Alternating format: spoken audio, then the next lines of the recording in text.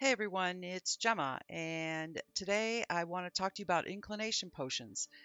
This is an update to a video I did about 2 years ago, and today I want to talk to you about the correct method, the when, the what, the why, and the how. All right, so we're located actually at the encampment. If you're wondering where that is, that's where you first met your pawn. And we're here to see an NPC by the name of Jonathan. Now, Jonathan appears in the encampment after completing the quest, A Rude Awakening. He's a pawn merchant who has lost his arisen mistress, and his rift shop sells, besides inclination potions, items formerly available through various DLC packs on the PlayStation 3, the Xbox 360, and now they're included as part of the overall game, Dragon's Dogma Dark Arisen. So let's talk a little bit about a good pawn. What is a good pawn? A good pawn is one that has many pieces to the whole. So it's not only their armor and weapons and their rings, but it is also their skills, their augments, their area and quest knowledge, their bestiary knowledge, as well as their inclinations. So what are inclinations? They're actually pawn behaviors. It's a set of pawn behaviors in and out of battle. What are inclination potions? They're just items that you use to change or reinforce those behaviors. That's it. Now, where do you find your pawn's inclination? So you're going to go into the menu. Whoops. You're going to go into the menu under status, and you're going to look at your pawn's profile. And right there, you are going to see their inclinations. And if you've just started after you answered a series of questions, then you may only see one. So you can see here that my pawn has a primary and a secondary, and there's also a third inclination that you can't see, but you can actually find out about by sitting in the knowledge chair and answering a series of questions. But in order to understand what that third one is, you actually have to know what your second one is. So when the questions are asked, because they're asked in such a way where you can change secondary with the tertiary, you have to know what your secondary is so you don't inadvertently swap them in a way that you don't like. So your primary inclination, though, you can't change that using the knowledge chair. You actually have to take inclination potions in order to change that. All right, so when would you use inclination potions? All right, so here's when you would use inclination potions, and one of the times that you would do that is when you change your pawn's vocation. So your pawn is a mage and now you want them to be a fighter. Those are two different types of behaviors, and you're probably going to want to use inclination potions to reflect that.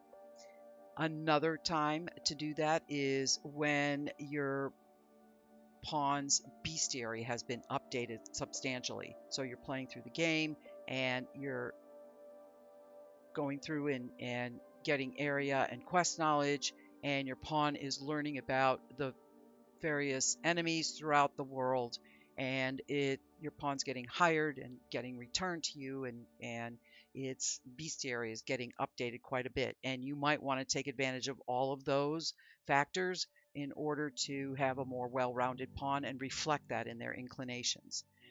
There's another time you might actually want to change your pawn's inclinations, and that's when they exhibit bad behavior or unwanted behavior, and I'm going to give 3 specific examples. So a guardian pawn is a pawn that follows around the arisen like a puppy dog. The arisen is their priority, and if you stub your toe and you got a mage pawn, they're going to heal you right away. They're going to stop whatever they're doing to heal you. They might not even engage in battle until the arisen is actually threatened. So if you have a fighter pawn or a warrior pawn, they're going to stand right in front of you. That fighter pawn's going to hold his shield up, not do much of anything until the arisen is actually threatened. Then they might actually leap into action. The other type of pawn is called Nexus, and that that behavior is where that pawn looks out for all the pawns in the party, kind of ignores the Arisen, and you will note that what they will do is when pawns fall in battle, they will rush over to pick that pawn up and drag it back to the Arisen for revival. People have reported that Nexus pawns tend to wander the battlefield, not doing much of anything until a pawn goes down, and then they drag it back to the Arisen, and most people find that unwanted behavior. The last type of pawn is one that just can't help themselves when it comes to loot. So they are in every weapon pile, opening every chest. If you're in the middle of a battle, if the monster should drop different pieces and parts, gold, materials, that pawn is going to stop whatever they're doing to loot all of that. And that is also considered unwanted behavior. So you might want to be looking at getting inclination potions to change that behavior. The last one isn't so much a negative as just a refresh. So you've been going through the game and you have your pawns set up just how you like them, but you've been hiring a lot of pawns, going through the dungeons repeatedly, and you want to reinforce your pawn's behavior, and so you're going to refresh their inclinations, and you're just going to be taking potions in the normal order that you would, just to make sure that your pawn stays as you have built them. All right, and as I said, you need to know where to look so that you know what the primary, secondary, and the tertiary is, or at least be aware of it. And that's what you want to do before you start using inclination potions. All right, so let's go look and see what Jonathan has on offer.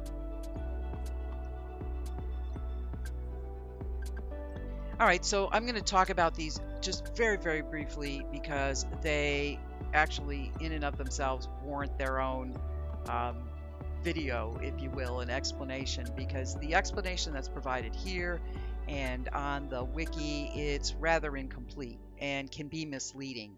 So we have the Scather Elixir, and that is a type of elixir that promotes pawns going after the strongest foe in the room. The Medicant is a pawn that is going to pay heed to your health and stamina, just like it says here, so they're going to buff and heal as their first priority. The Mitigator is going to go after the weakest enemies. The Challenger is going to go after enemies that are ranged and probably wielding magic.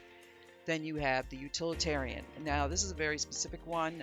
This is one where the pawn is pretty well rounded at this point. They've got 95% or better of their bestiary filled.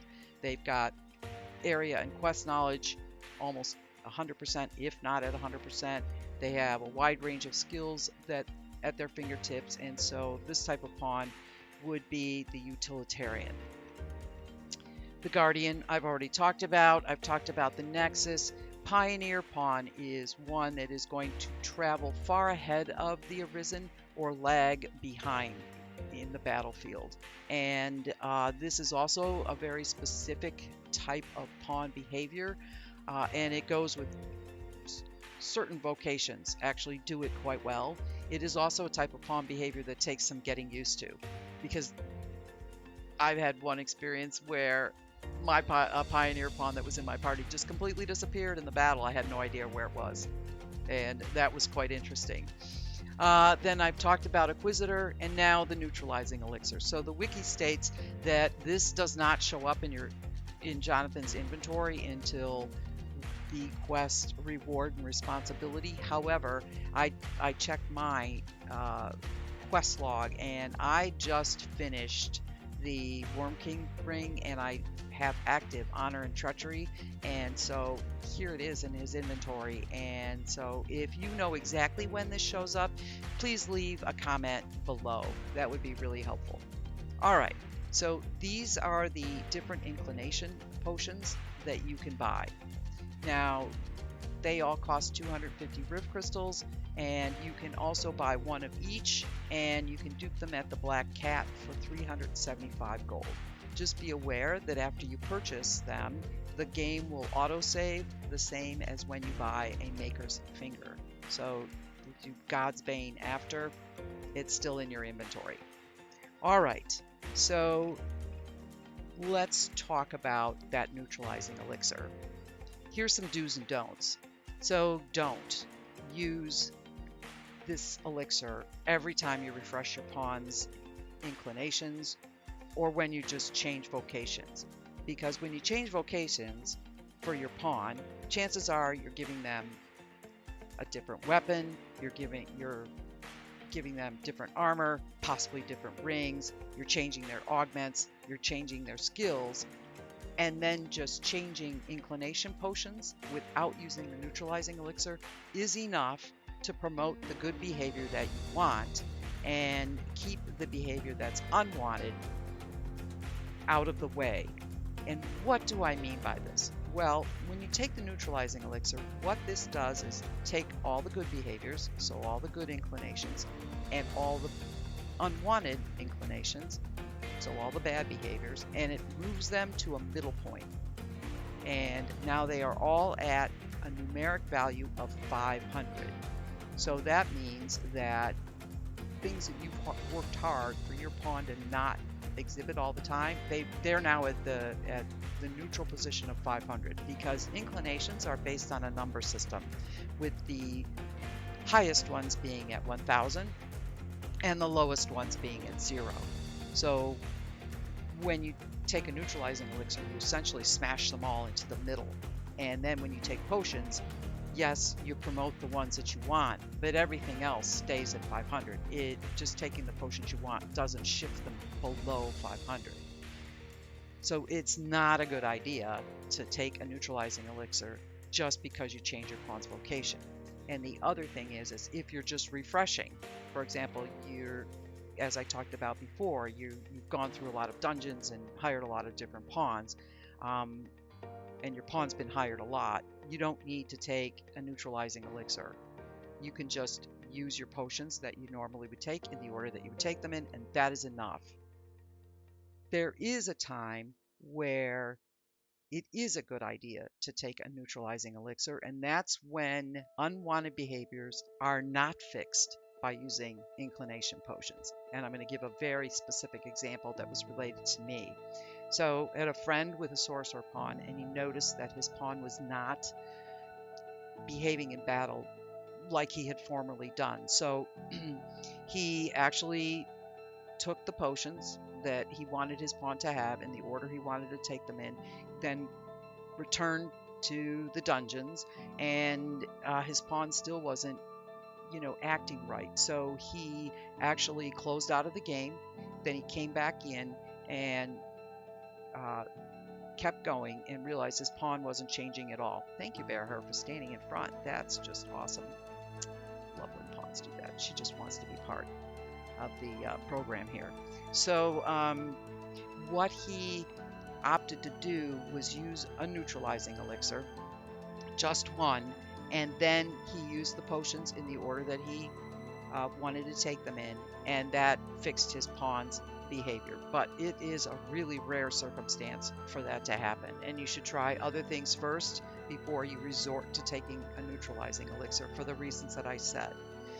Now, the other thing that you should do after you take inclination potions is you should always rest. In fact, after you upgrade your pawn in any way, give them new armor, new equipment, change their skills, change their augments, you should just rest to always update the server so that people viewing your pawn see the latest version of the pawn.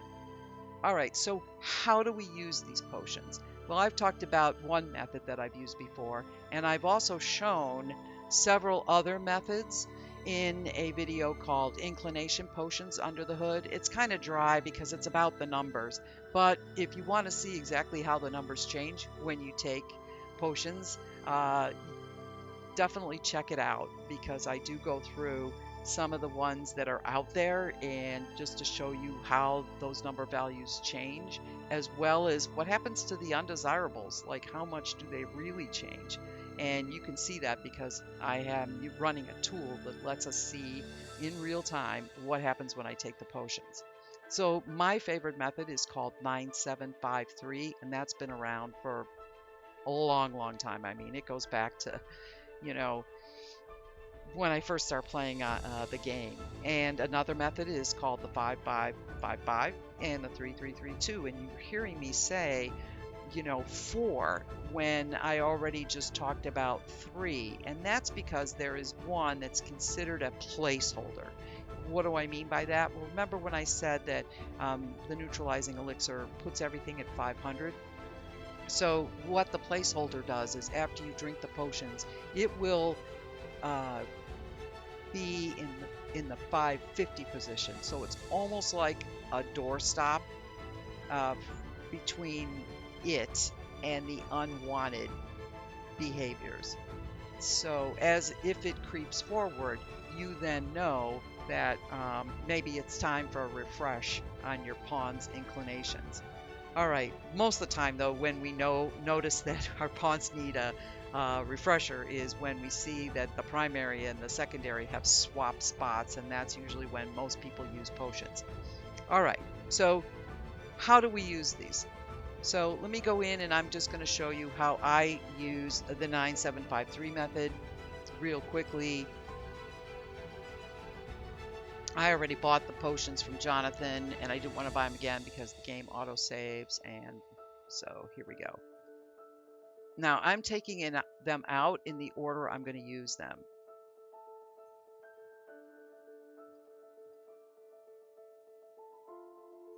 And if you're using a method where all of the amounts are the same, just make sure that you know which ones are going to be used first and which ones last, because the last one used ends up being the primary, whether you're taking them in an unequal amount like I am, or whether you are taking them in an equal amount. So just be aware of which one you want as your primary, your secondary, your tertiary, and then your fourth, because the order you take them in determines that.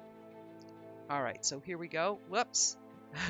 And what I would do is I would start with the mitigator first, or the 3 first. So I bought them in this order, 9, 7, 5, 3, but I'm actually using them in reverse order, 3, 5, 7, 9. And I would take this first, then I would use this potion next, and finally this potion, and I actually take them until they're all gone.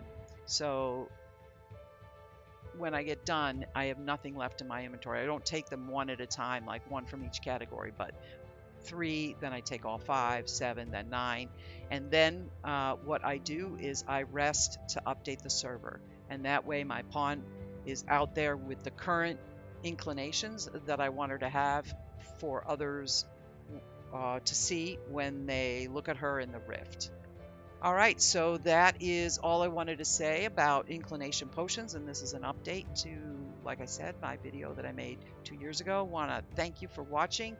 If you like this video, take the time to give it a like, and also subscribe if you aren't. Everybody have a great one. Bye.